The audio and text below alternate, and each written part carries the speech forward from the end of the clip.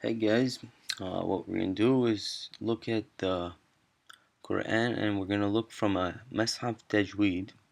The Tajweed Quran's got the colors to show you the rules here on the bottom, and it's color coded so that you know how to pronounce with the proper rules of Tajweed. So now, if you guys don't know exactly what the colors are, we're gonna read along, and we'll come back and explain them, inshallah. Starting here from Surah Al-Fatiha. This is in the beginning. And if you already have a Tajweed Quran, that's good. They come in normal Arabic with the Tajweed, and then they come with a transliterated version as you see here on the screen, exactly like that, face to face. On the Arabic right, and on the left English. So you could actually buy a print copy. The one with just the Arabic would be, depending on the size, a medium size one would be about 25 for an actual print copy. And the one with the transliteration and the translation, like the one on the screen but printed copy, those run about 50, so they're a little more. But what you could do right now is you go to Quran Flash, I believe, as you can see here. You could go there and just download any version you want for free for Mac or PC. So if you go there, you download it, and it's pretty simple. And then you could have whatever version you need with the transliteration or without, and then you could follow along. But the print copy is actually a little bit better, and the colors are better, easier to see. In the Arabic, on the Arabic with this on the screen, it gets kind of hard to see a little bit of the green stuff, because sometimes even in the print it's difficult to see because they'll only highlight very little pieces of a letter, sometimes green.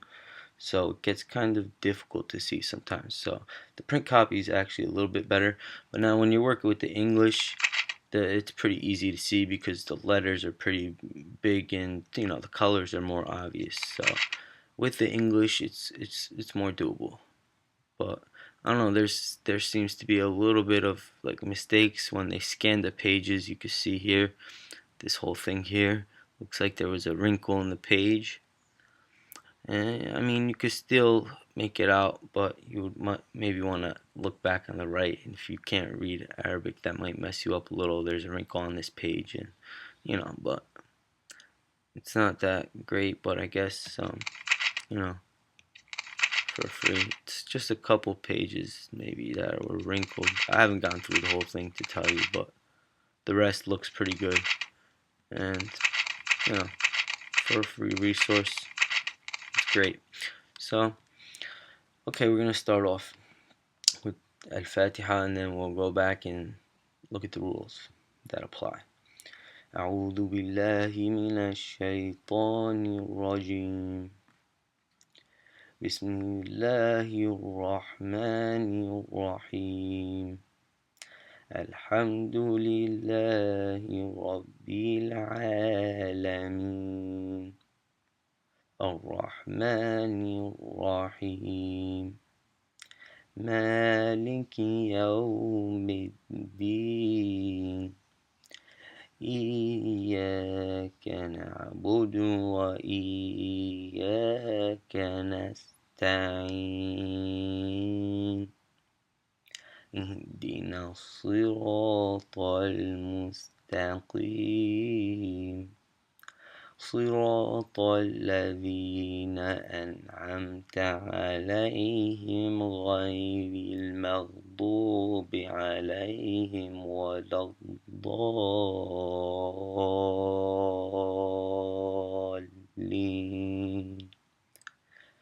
آمين. صدق الله العظيم. Okay, so now we start off here.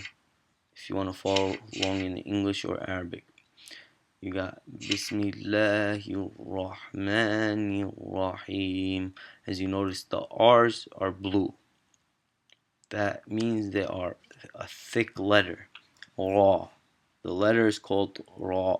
And contrary to what some people are saying and thinking, you do not roll the R's, especially in Quran. I mean, in some dialects of Arabic it is accepted, I guess, in certain, like, dialects in their village slangs and stuff. They probably roll the R's, and a lot of Spanish people, they roll their R's. That's how you do it in Spanish. So, but it would be wrong to say Bismillahir Rahman. You don't want to roll your R at all. So it's a thick R because they got it in blue. Now the reason it's thick is because it's got a fetha, meaning a short vowel. That line right here over is like it functions as a short vowel A. So as you can see, it's RA. In Arabic, they would just put the R and then they put that line over it to give you a short vowel. When you have a long vowel, they're indicating that by putting this like arrow little hat on the A. That is an actual long vowel A, meaning ma, a whole like 2 count. Whereas that is just raw, raw. It's the letter raw, raw. It's thick. The letter raw only becomes thin in a few circumstances, and usually that would be when it has a kesra, which is a line under it instead of a line over it, or if it doesn't have anything there's more rules to it. Like if you want, I'll give you the more fuller rules on the raw and what makes it thick and thin. But basically, when it's thin, it'll have a line under it, or it won't have any vowelization, and then you would look to the letter before it, what the letter before it has. And if the letter before it is thin, it has a kasra, then it would be thin. And if the letter before is also like doesn't have any vowelization, then you would look to the one before that, basically. So you're just gonna get to the bottom of it. It'll follow whatever is before it. So if the one before it, but now you only do that if the raw itself doesn't have anything on it. If it already has a vowel, then you just look at the vowel. If it's a fatha, which is an A, a short A, then it would be mufakham, meaning thick. See how here they got tafkhim? That means they want you to make the raw thick. And otherwise it would be ri, thin, and it's only ri for the most part. Or there's another rule in the word khair, that one is thin, khair. But if you say khayru, then it's thick. So it gets a little muddy with the R. Sometimes the same word would change. If you stop on it, it'll be thick. But if you continue it, if you connect it the way you read Arabic, because when you read Arabic, you drop the last diacritical if you stop.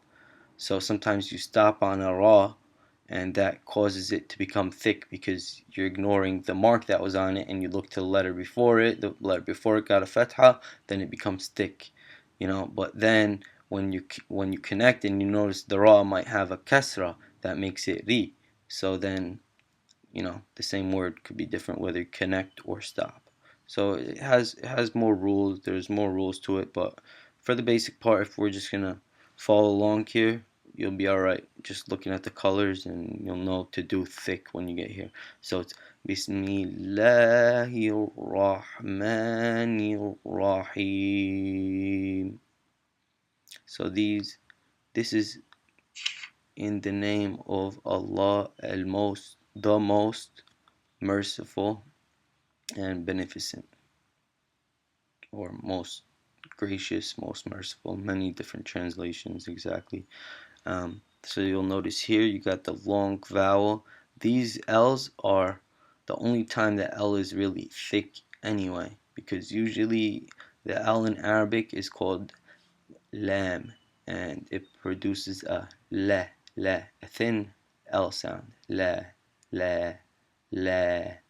It's not law.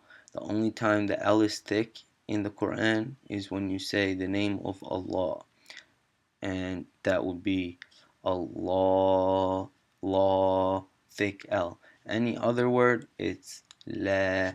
Like here you got a, la, mean, la. So the L is always thin, except on the word of Allah. Now, in the word of Allah, right here, you're saying Bismillah. I just told you it's thick. Well, here's the case. when you have the word Allah, which is this word here in Arabic, starting with that right there, Allah.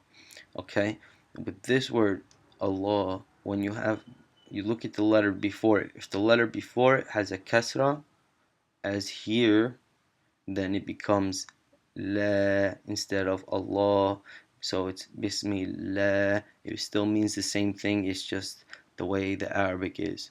So here, to indicate this to you, if you're reading in English, that it would be a thin and not thick, you would look to the word that's connecting it. And since you see mi, anytime you see, like, if you see ha or whatever letter and then one a short vowel, like you see your short vowels here, I, I, U, and A. These are denoted by kasra, fatha, and a dhamma. Like a kasra, a dhamma, and a fatha, meaning this is your kasra, it makes a E. It gives any sound a E.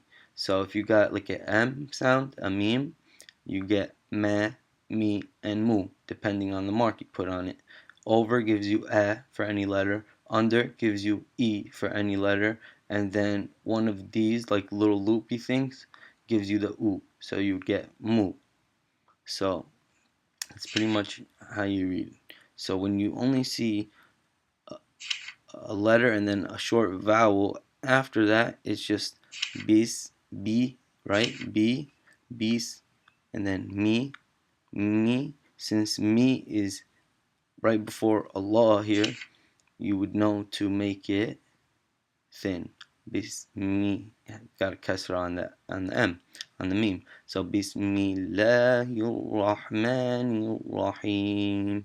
Now here they got this orange. This is telling you on here when you stop, you can stop here. You make it 2, 4, or 6 counts in length. So that would mean Rahim 2, Rahim 4. Rahim 6. Longer, longer, and longer. So that's up to you. You see all these stops? They got orange, orange, orange, orange, orange, and orange. All those are orange. So you could do those 2, 4, or 6 count depending on how you want to read. You could elongate it longer and longer. Um, Pretty much you will find that on a lot of stops. Not every single one, but many of them you will find them orange, and this is 246 optional to the reciter. So now we get along here then. Alhamdulillahi Rabbil Alameen Ar-Rahmanir Rahim Maliki Yawmiddin إياك نعبد وإياك نستعين اهدنا الصراط المستقيم. So if you notice here, this E, this is E, this is E, not I, E.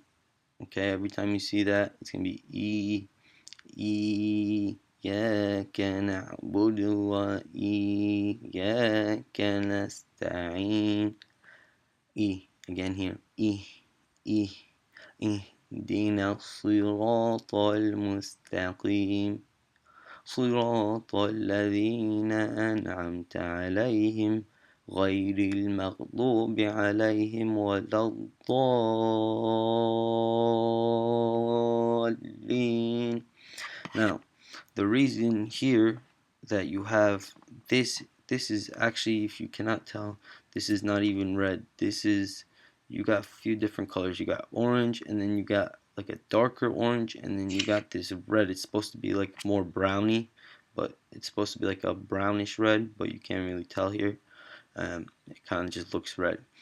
So this is actually a 6 count must. It's a must 6 count. It's not a optional thing. This is 6 counts, and I'll explain to you why. In Arabic, you got 3 letters that can be elongated.